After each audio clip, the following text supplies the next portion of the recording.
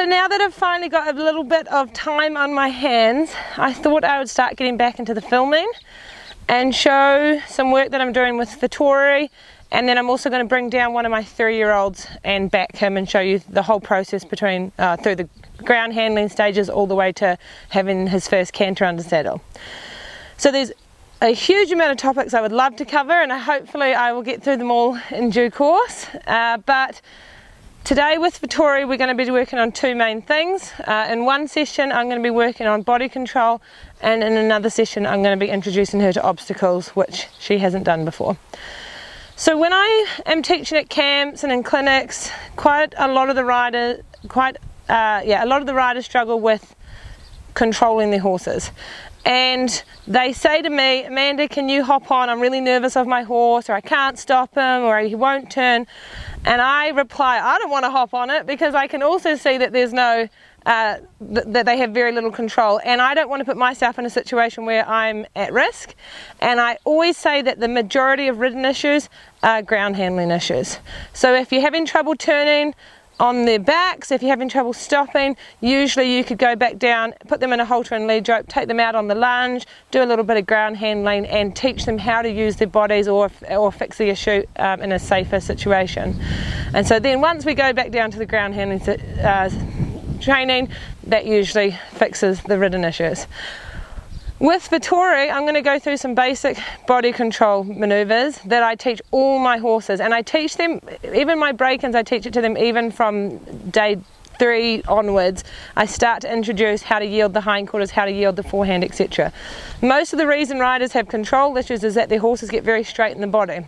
When a horse is straight through the spine, from the pole all the way back to the tail, it's very easy for a horse to rush, bolt, rear and buck.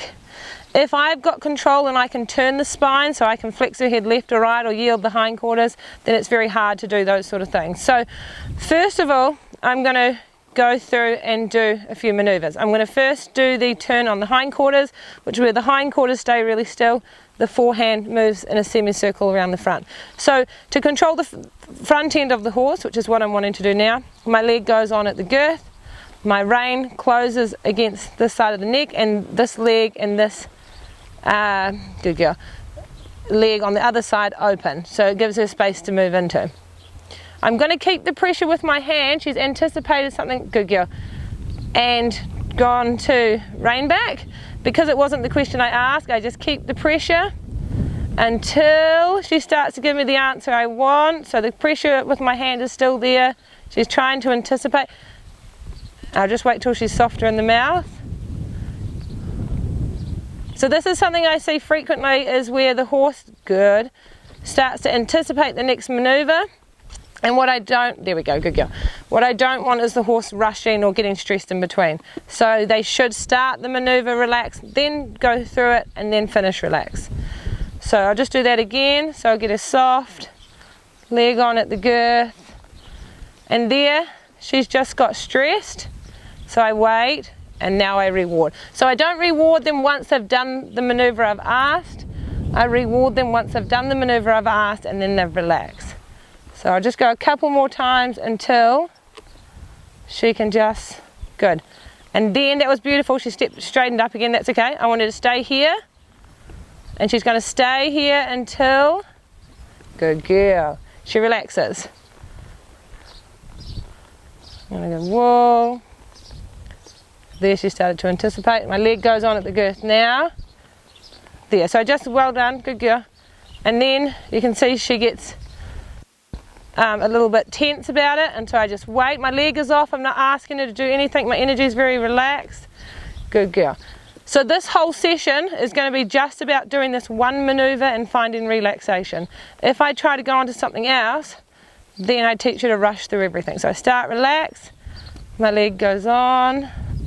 She's mistakenly moved the hindquarters, so I just keep there until the front end moves. Good. I'm going to let her walk out of that. She relaxed, and then I just walked her off, because finish the manoeuvre and then stop instead of trying to move off. So whoa. So I want a sensitive horse that is listening and paying attention, but I don't want one that over analyzes everything. Good, now woo. Good girl. I'm going to let her just wander off and have a bit of a break. So there she quietly moves the forehand across, kept the hind end still, and then finished nice and relaxed. So now that I've done that, I'm going to do a turn on the forehand, which is where the forehand stays in a nice still position and the hindquarters moves around. To do this manoeuvre, my leg slides back, because the further back it goes, the further back of the horse I control. Good, that was beautiful. And she's come out of that really relaxed, so I'm going to let her walk off there. So I don't want to manoeuvre and let them walk off. I want to finish the manoeuvre, let them relax, and then I allow them to walk away and just have a bit of a break. So that's what I'm doing there. Good. I'll go through that again one more time. So here.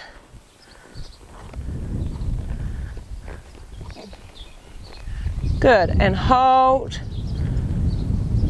Good girl. So she's pretty good with the turn on the forehand, the turn on the hindquarter she's obviously a lot greener at. So I'm going to quietly ask for that movement now, just get her soft.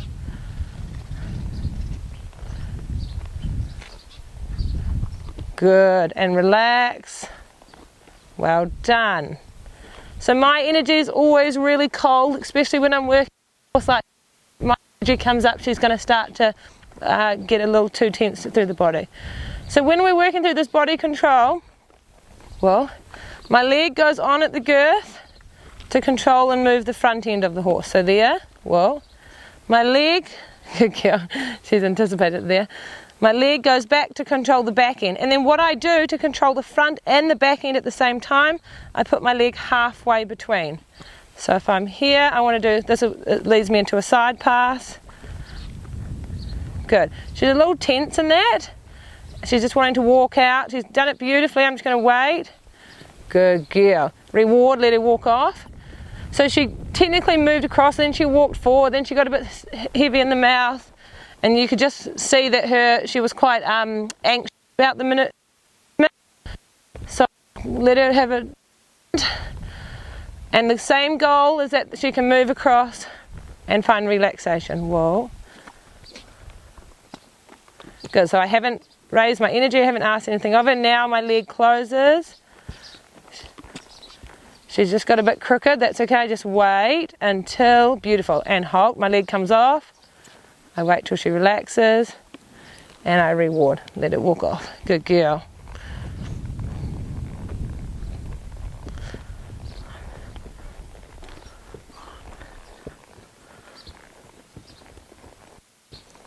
So this sort of stuff is so important, and it's why I teach them from break-in stage. I teach them just bareback and a halter, because when I'm riding them, I want to be able to have a safety stop. So this is my safety stop here.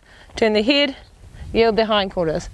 I want to be able to move them across at any stage, good girl, and have control of the forehand and the hindquarters.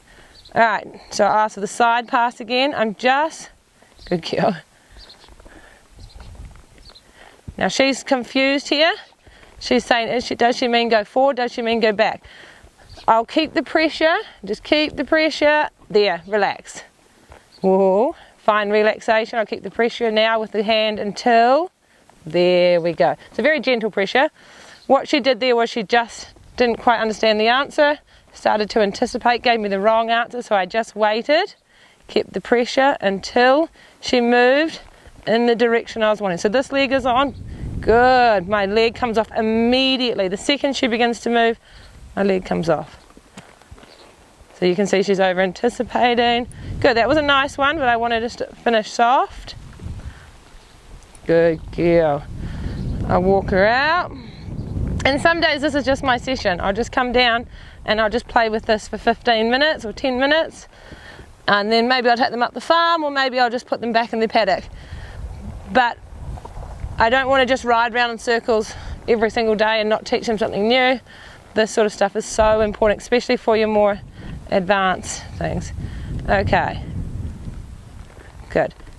She's there, she's got it, but I just want her to bring down her energy. There we go. Just hold her. I don't want her walking out just yet. Good. I'm going to put the leg back on, ask her again.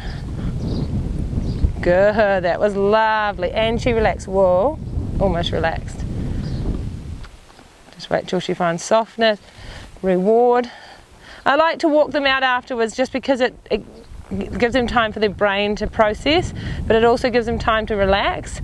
If I keep asking question after each other, then they start to get stressed, and that's when you get that tenseness in the horse. Okay, whoa. So I'll just close leg. That was perfect. Hold. And that would be the perfect finish. I'll let her walk off, because there she moved straight across, so I didn't get any of the rein backs or the walking forward, and she finished super relaxed. That's when I give them a really big reward. Head. Make sure that they know they've done a really good job. So that in its own is going to be the end of this session, but I'm going to film a few more things just because this has been quite short, and show you how I progress on to more advanced things in time, and then also we'll move on to obstacle training. Good girl.